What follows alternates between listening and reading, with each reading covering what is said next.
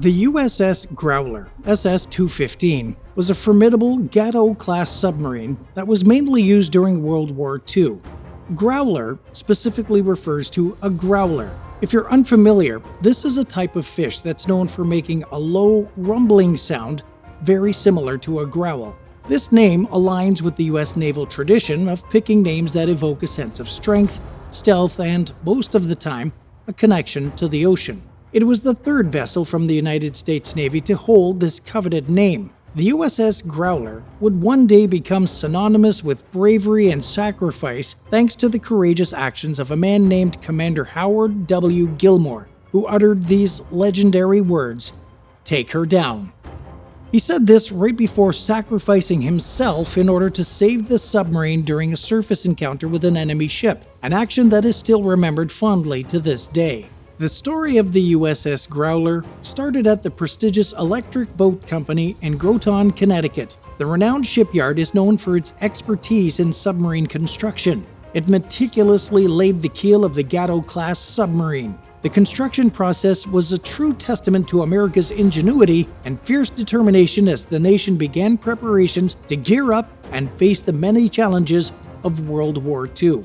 On November 2, 1941, the USS Growler was officially launched into the waters. After additional rigorous sea trials, the submarine was finally commissioned on March 20, 1942. Taking command of the sub was the courageous Lieutenant Commander Howard W. Gilmore, a distinguished officer with a wealthy history of naval experience. The USS Growler's beginnings were not without challenges. Intensive training off the coast of Connecticut revealed a series of mechanical issues that slowed preparation and required lengthy repairs. Finally, the submarine was given the all-clear to leave on her first war patrol. She left Pearl Harbor on June 29, 1942, making her way towards her assigned patrol area near Dutch Harbor, Alaska.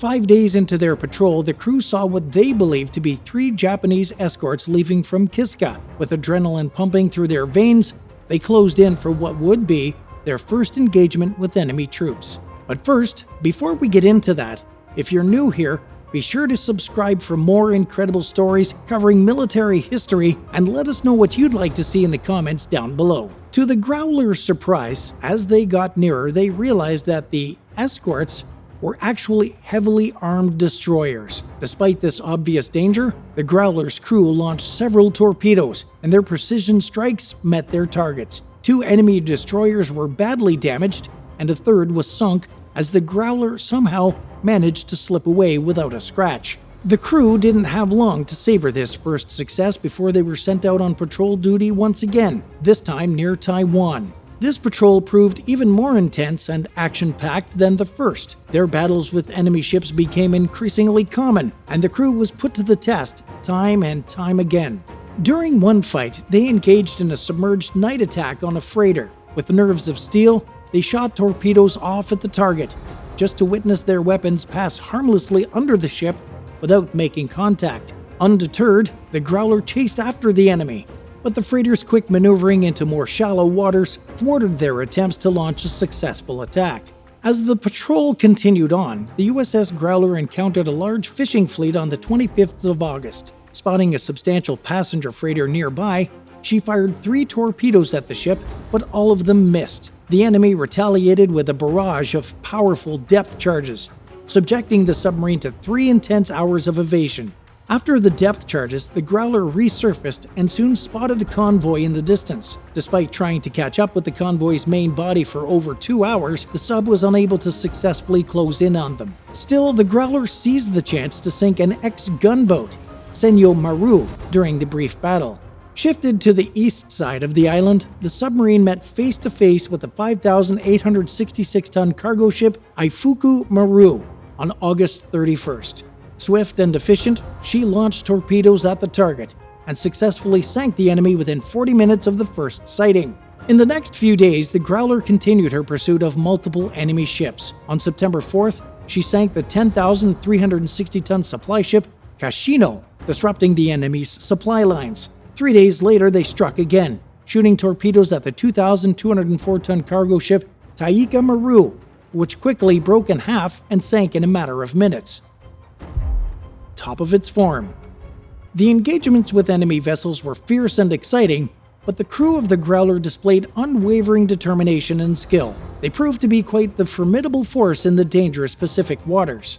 The USS Growler faced not only challenges posed by the enemy, but also harsh conditions in the Pacific Ocean. Violent storms and rough seas often tested the crew's strength and the resilience of their vessel. Also, after a particularly long stretch at sea, the submarine experienced mechanical issues and the vessel had to return to Pearl Harbor for repairs. As the USS Growler SS-215 sailed out on her third war patrol in the waters of the Solomon Islands, she realized that she'd been thrust into the heart of the intense Battle of Guadalcanal. At the time, the Solomon Islands had become a hotly contested battleground between the United States and Japan. With enemy planes and ships prowling all over the waters, the crew of the Growler knew they were sailing into the middle of a deadly conflict. Their mission extended beyond sinking enemies. They were now crucial players in gathering intelligence and supporting the effort to gain control of the Solomon Islands, since they were a strategic position for Allied forces. The sub's crew meticulously recorded every observation and interaction with the Japanese, providing the Allies with crucial data to create effective strategies against the enemy's forces. Because of the numbers of bombers in the area and the ever-present threat of attack, the USS Growler was forced to stay low and were unable to engage Japanese surface vessels around the Solomon Islands. After a brief hiatus thanks to a broken crankshaft, the USS Growler continued her war efforts on New Year's Day 1943, setting out on her fourth war patrol off the coast of Rabaul. On January 16th, the submarine met an enemy convoy, and the Growler wasted no time taking action. With precise and accurate torpedo strikes, the sub inflicted serious damage on the lead ship, the 5,857-ton cargo vessel Chifuki Maru. As the torpedoes tore deep into the cargo ship's hull, it tilted heavily before eventually succumbing to the depths, stern first. Success came at a heavy price, though, as the Growler found herself in a haze of depth charges and bombs unleashed by the convoy's destroyers patrolling the area. The vessel managed to escape the situation thanks to skillful maneuvering, but their luck was about to run out. On February 7th, she encountered a small enemy vessel near the Bismarck Islands. As she prepared her torpedoes for a surface attack, the 900-ton store ship Hayasaki spotted the submarine and immediately reversed its course. It intended to ram straight into the Growler. In the face of danger, Commander Gilmore quickly sprang into action, ordering a full left rudder and sounding the collision alarm. The Growler collided with the enemy at a speed of 17 knots, jolting the American crew violently within the small confines of the submarine. The collision triggered a barrage of machine gun fire from the Hayasaki, resulting in severe casualties on the Growler's bridge. Commander Gilmore was mortally wounded, while 2 others were killed during the fierce confrontation. Realizing the immense danger his presence posed to the submarine and her crew, Commander Gilmore made an extraordinarily brave decision. With legendary resolve, he uttered the now cemented words, "Take her down." Lieutenant Commander Arnold F. Shade, the second in command, followed Gilmore's final order and closed the hatch, guiding Growler to safety under the waves. For his self-sacrifice and courage, Commander Gilmore was posthumously awarded the Medal of Honor, becoming the first out of 7 U.S. submarine commanders to be given the nation's highest honor during World War II. After losing their beloved commander, the sub's mission was aborted and the submarine limped back to Australia for repairs to its bow, which took on severe damage. The crew mourned the loss of a remarkable leader while carrying on his legacy of bravery and dedication, as they prepared to face whatever challenges were ahead of them in their continued pursuit of victory. After repairs and a rebuilt bow, the USS Growler received the nickname the Kangaroo Express. This was given thanks to 2 new nickel kangaroos that were used as decorations. The kangaroo symbolized their resilience and spirit, bouncing back from the brink of destruction. The USS Growler continued its patrols after repairs. By now, Lieutenant Commander Arnold F. Shade had taken over command of the submarine, and he eagerly led the crew through their next mission. In mid-June, Shade's careful eyes saw a convoy made up of 8 ships and 3 escorts. The chase started out on the surface, and as the convoy sailed on, Shade sent out an order for 4 torpedoes to be deployed at the lead ship and an accompanying passenger cargo vessel. The precision of the attack was clear, as 2 hits were scored on each target. While the larger ship was immobilized, credit for the sinking was only granted for Miyanoto Maru, the smaller of the two. Still, this marked Lieutenant Commander Shade's first successful kill as a commanding officer. The submarine's next few patrols were pretty uneventful compared to their illustrious past, except for a couple of intriguing encounters with ocean life. On September 6th, during their 6th patrol, the Growler surfaced and realized her deck was covered with an abundance of bonita fish. Resourceful members of the crew gathered a substantial amount, treating everyone on board to a meal of fresh fish fillets. Earlier on in the patrol, the submarine met a school of blackfish, adding a touch of natural wonder to their long journey. Unfortunately, the 7th patrol was tainted by technical issues, specifically problems with storage batteries and generators, which affected the efficiency of the sub as a whole. After returning to Pearl Harbor, the USS Growler was given orders to head over to California for an extensive overhaul and refitting. Once the necessary repairs and upgrades were carried out, they set out on patrol once again, facing rough seas and violent weather conditions. Nevertheless, the crew's unwavering perseverance paid off when they managed to sink a 250-ton Japanese gunboat patrolling off Aokita-jima on April 10, 1944. Next up, the submarine operated in the Marianas Eastern Philippines Luzon area, focusing mainly on conducting sweeps of the Saipan-Tinian island channels in anticipation of the upcoming Battle of Saipan. The patrol involved lifeguard duties, with Growler tasked to rescue any downed airmen in the area of operations during the upcoming invasion. During this time, the Growler joined forces with the USS Bang and the USS Seahorse to form a Wolfpack, a strategic maneuver aimed at increasing their offensive capabilities. While steaming through the Balantang Channel on June 28th, the sub's radar detected a contact, and after getting visual confirmation, the commander decided to hold the attack until night, banking on the element of surprise. As the submarine stealthily stalked the convoy, the Growler unleashed a spread of 6 torpedoes, expertly hitting the 1,920-ton Japanese tanker Katori Maru. The impact was critical, creating a towering column of black smoke and flame that reached a staggering height of 700 feet into the air.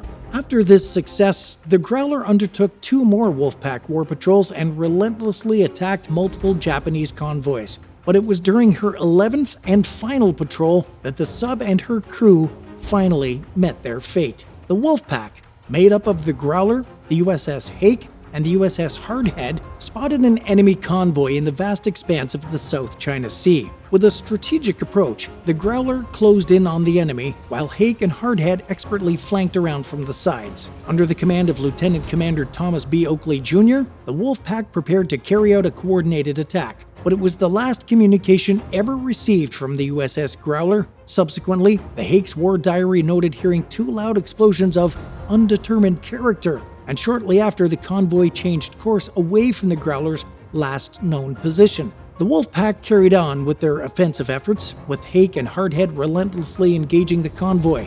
During the intense battle, the 5,300-ton tanker Mane Maru fell victim to the combined attack of Hake and Hardhead, ultimately sinking under the waves. The price of victory was high, as Hake had to endure a grueling 16 hours of relentless attacks with an astonishing 150 depth charges exploding around her. Despite their efforts to establish contact, Hake and Hardhead received no response from the Growler for 3 agonizing days. As the investigations unfolded, it was determined that the culprits responsible for the sub's tragic demise were the Japanese destroyer Shigure and the escort vessel Chiburi. There also lingered a small chance that one of Growler's torpedoes may have malfunctioned, leading to a premature run, similar to incidents faced by other submarines like the USS Tullabee and the USS Tang. On February 1, 1945, the Navy Department officially declared the USS Growler overdue from her patrol and presumed lost, with the cause of her disappearance remaining shrouded in mystery. The devastating news was given to the next of kin of her valiant officers and crew. Tragically, all 86 crew members, including Lieutenant Commander Oakley, were lost at sea. The tally of the Growler's wartime achievements stood at 15 enemy vessels sunk, totaling an impressive 74,900 tons, along with 7 other vessels damaged, accounting for 34,100 tons across her 11 patrols. Thanks for watching. Can you imagine being a crew member on board a submarine being hunted by the enemy with depth charges exploding all around you? Be sure to share your thoughts in the comments below, and don't forget to subscribe. We'll see you next time.